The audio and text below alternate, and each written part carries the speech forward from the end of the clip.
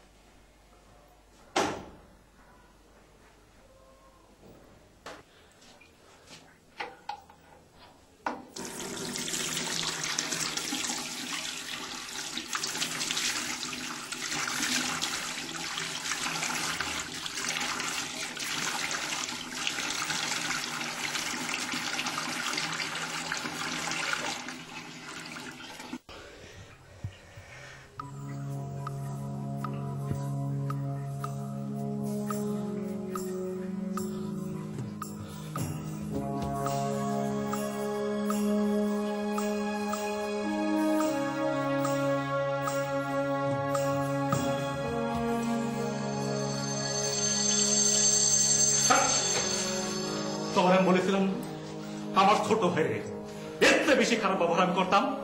কি হয়েছে এত? রনিকে দিয়ে গেলাম। জোর করে এনেছো?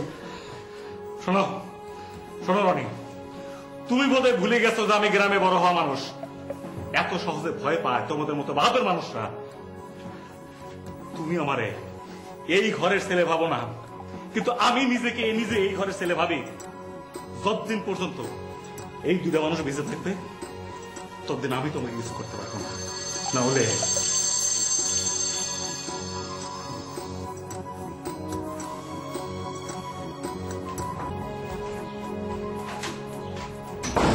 কিরে ঘরের মধ্যে শুয়ে শুয়ে এখন কি করতেছিস? তুই? আমি তো ভাবছিলাম রনি হালাই। আবার কি হইল? রনির মা আইছিল একটু আগে। তোর এখানে? না এখানে না, তোমার বাসায় আইছিল। খাওয়া খায় কাঁপতাছিস কি লিগে? মহিলার কি কান্নাকাটি। রনি নাকি কইছে আমরা ওরা মেরে ফেলে বাঁচাইছি। তুই আসোস না? আমার মেজাজটা একেবারে চলে গেছে। মনে হচ্ছে হালারা সত্যি সত্যি একেবারে। এই তোরা কি পোলা পানকের মতন শুরু করলি কত? চল এক কাম করি, রনিকেও বাসায় গিয়ে সবকিছু খুইলা কই। হ্যাঁ যাবো না? একদিন এত কিছু করছি, আমি ফকিরের বাসার মতো হের কাছে গিয়ে সব খুলে কনের লেগে না? তো তুই তো রনির এই ভয় দেখানোর জন্য। তোরে কে কইছে? কবে কি নেশা করে কইছে এটাই দূরে বয়ে রইছস? মন্টু, চুপ। পলিটিক্স শেখ, কামটা তো আমারই করতে হবে, এটা আমি জানি, কিন্তু নামটা পড়বো রনির। মানে এবার খেলাটা দেখ কি করি।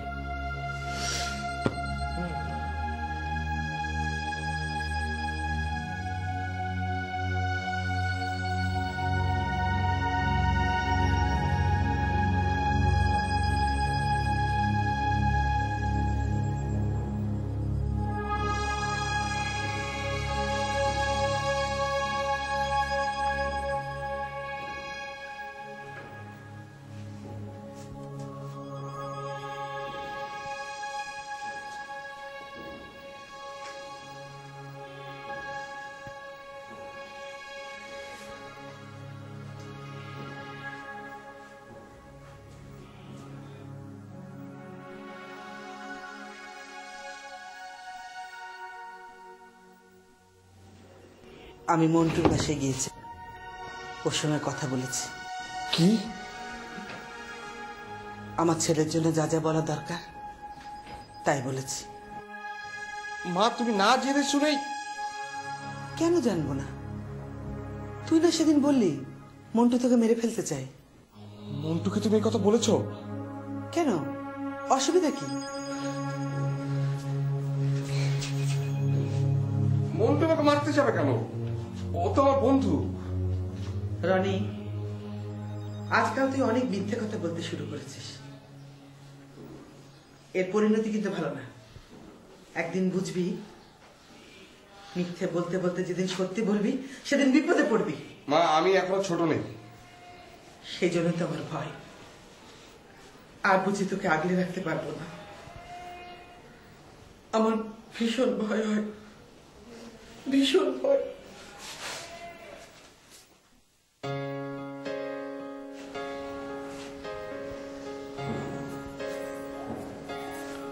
আমারও ভীষণ ভয় হয়, ভীষণ ভয়।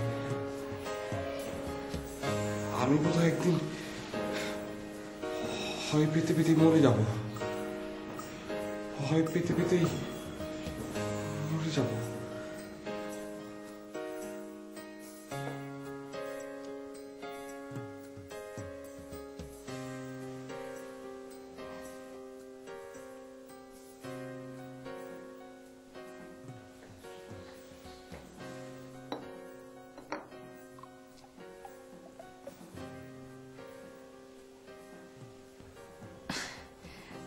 আপনি অমন করে তাকিয়ে কি ভাবছেন?